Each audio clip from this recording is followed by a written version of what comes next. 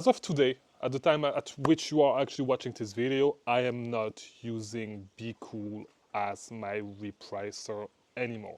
And I wanted to make this video because I like to be 100% transparent with you guys, and I'm going to tell you the reason why. And nothing bad happened with Bqool. I still have one video that hopefully, because the guys at Bqool are actually cool, so I don't think that they will actually not finish this video. But I still have a video coming with Bqool, with their integration with Seller Amp, that is coming in a couple of weeks. I'm actually waiting for the footage back from them. So we'll see, but I don't think that they will care about it. But at the time at which I'm shooting this video, I am not using Bqool anymore. Okay, I'm actually on one of my accounts. It is still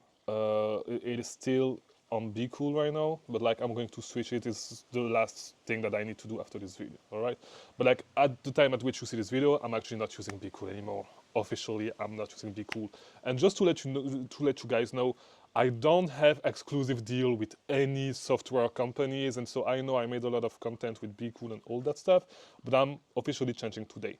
And if you are part of my coaching groups, or if you are somebody that I talk to in private a little bit, you know already, this is something that I've been talking about a little that I've been actually talking about a lot with people in my coaching groups, with people in my mentorship, and with people I talk about Amazon with on a daily basis. I was starting to feel a little bit like my repricing was starting to be a bottleneck in my business. And so if you guys know, if you're on my mentorship, you know how much time I actually, like how much step it actually required me to work with Bqool to do what I want to do with my repricing. And actually there's a few things. Bqool is a great tool, okay? It's a good tool, but like if you, and actually a lot of people will say stuff differently. I think Bqool can be a great tool. You just need to know how to use it. But I'm just looking for an alternative that is going to ease the process for me, that is going to make it easier, right? And so, I still have all my content on Bqool. I still have all my repricing strategies, like the way I was actually using Bqool. You can actually find it on my channel. And just if you type Chris Mangunza Bqool, you're going to be able to see it. I still have my whole repricing strategy that I was using with Bqool available for you guys. So you can literally get it, and you can literally see there was just minor change that I've done since there's 2 more rules that I've added. But you can see that the process was quite extensive, right? But yeah, I'll repeat it. As of today, I'm not using Bqool anymore. So you guys are wondering, why did I stop using Bqool, and what repricing I'm currently trying? And so I'm going to answer those 2 questions. So regarding why I stopped using Bqool, there are some stuff with Bqool that were a little bit, in my opinion, stuff that was a little bit, what's the right word? There are some, not issues, but there are some stuff that were a little bit frustrating. The first one is that, and it is something that I noticed, especially with AI rules. The AI rules will, in a lot of time, will freak out whenever there's an increase in offer. And so even like the AI rules will, and I was not like, to tell you guys the truth, and I was not really using the AI rules, and I've said it in previous videos. I was not using the AI rules a lot. I was using the rule-based rules. Like this is mainly what I was using, because the AI rules would bring my price down a lot, right? They would bring my price to my minimum super fast in a lot of cases, and I did not really like that, and so I just stopped using the AI rules, and it was really frustrating. The main reason why I was using the $100 plan was not really for the AI rules, but it was mainly for the instant repricing, which is not really instant, and it's true with every single repricer, but this is the main reason why. Not really for the AI rules, but for the regular rule. And this is a theme that you actually see a lot amongst Amazon seller on Twitter, and actually on YouTube right there. There's somebody that actually left a comment on one of my Bqool video saying, oh, you actually recommend a repricer that tank price. Like it looks like the common theme amongst Amazon seller in the community, like a lot of sellers actually do not like. And you guys know I'm 100% transparent with you guys. Bqool is still a repricer that I actually recommend. And actually, like, to be 100% honest, I do have an affiliate account with Bqool, as well as all the other repricer, right? So I do have one with Aura, I do have one with Seller Snap. I don't have any with the other one, like, but these are the main 3. right? The main tree that I know about, at least. Um, so yeah, so I do have. So yes, like Bqool, I'm still like of course I'm still recommending Bqool to people. I mean, I don't care at the end of the day. It does not warrant Repricer that I recommend, and I'm going to tell you guys exactly what I actually recommend, and what I will recommend in the future, and what I'm doing to give you guys the best recommendation. Because maybe I will go back to Bqool, and time will tell. Time will tell, and I will tell you in a in a few minutes why. But as I said, so the first thing is this: bringing the price down to the minimum a lot with the AI rules, and so needing to use the need to actually use rule-based rule. One of the biggest thing that made me actually decide to change my repricer 2 days ago. Actually, I started the process 2 days ago. The main reason is that on my account, on one of my accounts, I have a product. I have a product that I'm selling, so I'm not going to give you the exact price, okay? But it's like a product that I'm selling at. Actually, I can give you the price. That's a product that sells at around $155, and there's one guy on the ASIN. So the buy box is FBM. You can sell this product above the buy box, okay? Keepa is not going to recognize that. The buy box price is like $30, $40 under, and it's FBM offers, all right? All year round, you can sell this item above $150, okay? And so I'm priced at, usually I used to be the only FBA offer on this ASIN. I'm sorry.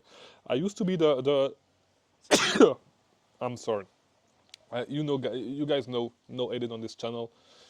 It's just raw information, all right? So I used to be the only FBA seller on that ASIN for a long time, except during Q4. Usually during Q4 there's more FBA sellers, but like it's totally fine.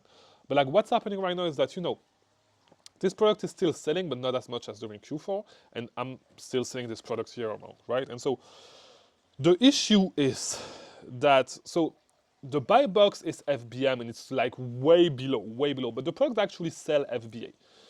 The issue is that like we are two FBA sellers, everybody else is FBM, and so there's just one FBA seller getting sales above the buy box, all right? And I'm 10 cents, I'm actually 5 cents above the other guy. Like actually, if I actually want to compete with this guy, because it's not on the buy box range, I actually need to reprice myself manually, which it's a no-no. I'm not going to do that. And I tried with the AI rules, I tried with all that stuff. The price is not moving, the price is staying the same. While I can actually get sale if I match the other FBA offer that is not having the buy box. And so this is one big dark spot that I haven't figured out how to actually reprice against this guy on scenarios just like this. I haven't figured out how to actually reprice with Bqool. And so I hope that using AI with other tool is actually going to help me, because it's going to look, and I know that, for example, SellSnap can actually look at how many sales you had in the past few hours or whatever to actually decide how it's going to reprice. Now, Bqool does not do stuff like that, and because of that, this is one of the big things. I really want this inventory to move, and I want an easy way to do it instead of me actually going to change my price manually. And so this is something that I'm trying to figure out right now. Okay, this is literally something that I'm trying to figure out, and I'm going to try to see, because it's the perfect time. I'm going to try to see with other repricer how it's gonna go. So I've been in a talk with a few guys in my inner circle, if I can talk about it like this, and a lot of people have recommended that I actually try SellSnap. So the reason I actually wanted to try SellSnap a long time ago. SellSnap is way more expensive, but it's really, really good apparently, and I'm fine with spending the money if it means that I'm actually getting more sales. It actually pays back, right? But the reason why I haven't switched to SellSnap is because, and by the way, okay, spoiler alert, the repricer that I'm switching to is not SellSnap yet, and I'm going to tell you why. But the reason why I haven't done it is because it actually takes time to switch and to change your process if you switch tool and all that stuff, and especially with repricing, because you need to check all your aces and all that stuff. And this is the reason why I haven't done it before. And if it was not for that, if I'm being 100% honest, I would have moved to SellSnap way earlier, probably last year, and I didn't. But to answer your question, I am going to try, and my plan is still to go with SellSnap, and I wanted to go to SellSnap, but that said, you know what?